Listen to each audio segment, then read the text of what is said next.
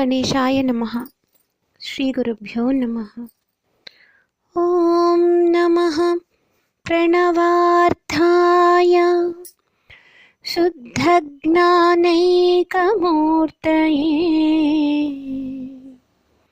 నిర్మలాయ ప్రశాంతాయ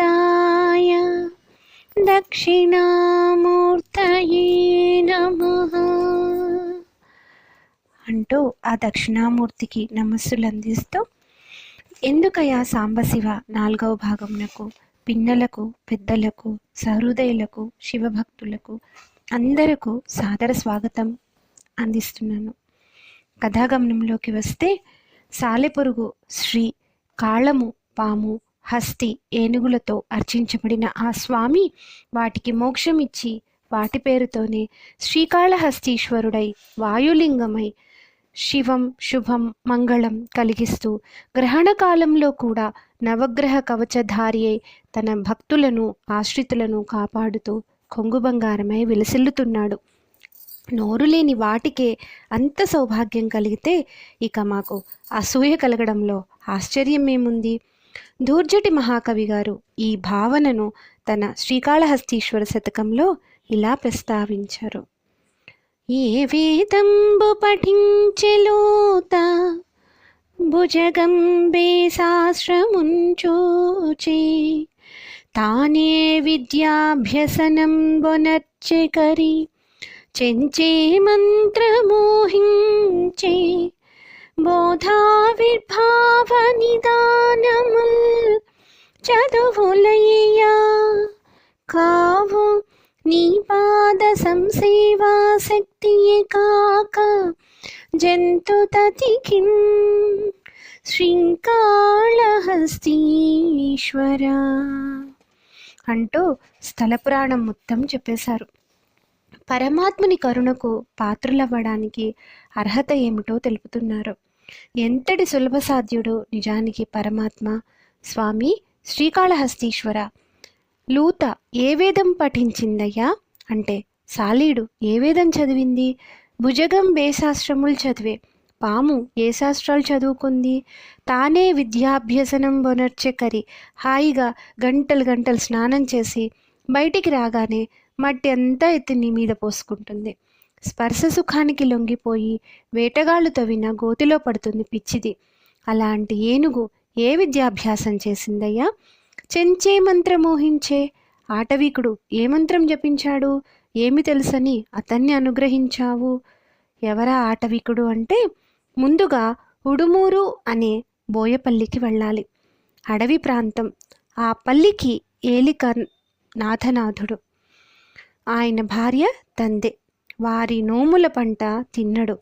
ఎలా ఉంది వారి పల్లె అంటే, విరుల నలరు తరులు విమలమైన చెరులు కదలిపోవు కరులు గండశిలలు వలచినాట్యమాడు వనమయూరమ్ములు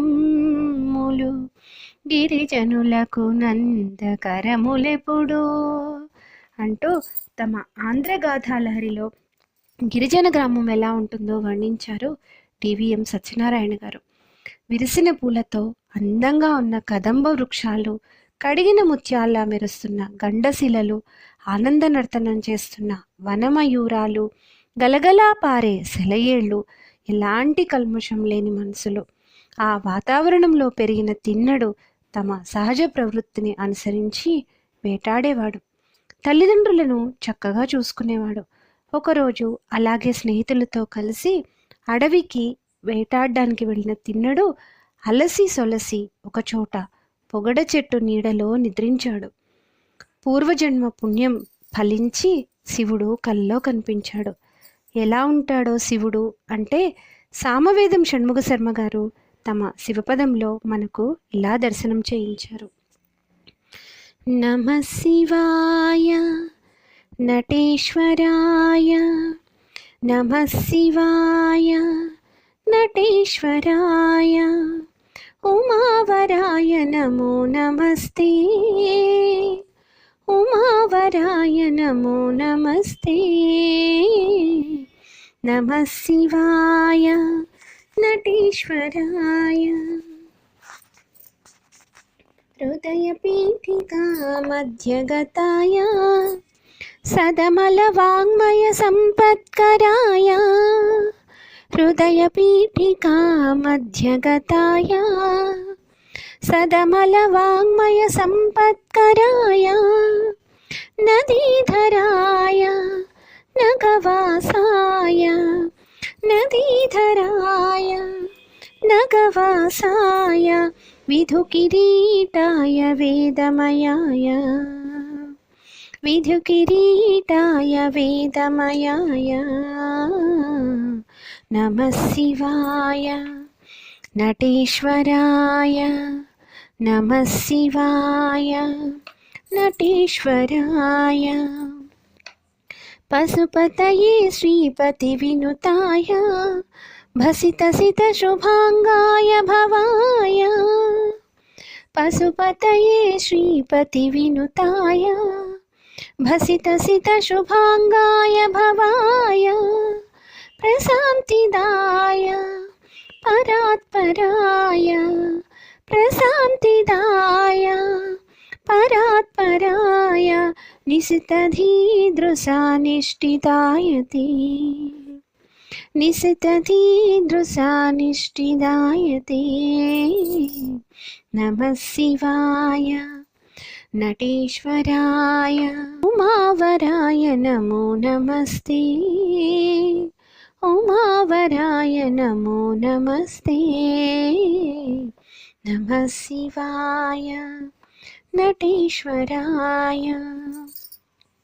ఆ నటరాజస్వామి ఉమాదేవి భర్త హృదయాన్ని పీఠంగా చేస్తే కొలువై నిర్మల వాక్సంపదను అనుగ్రహించే స్వామి పావన నదీమ తల్లి గంగను సదా తలపై ధరించేవాడు. నగవాసుడు అంటే పర్వతంపై నివసించే ఆ చంద్రశేఖరుడు వేదమయుడు. ఆ తర్వాతి వివరాలు రేపు తెలుసుకుందాం. మీరు కనుక మన రాంబంటు టీవీని మొదటిసారి వీక్షిస్తున్నట్లయితే మరిన్ని ఇంట్రెస్టింగ్ అప్డేట్స్ కొరకు మన ఛానల్ని సబ్స్క్రైబ్ చేయండి. నోటిఫికేషన్స్ కొరకు బెల్ ఐకాన్ని ప్రెస్ చేయండి.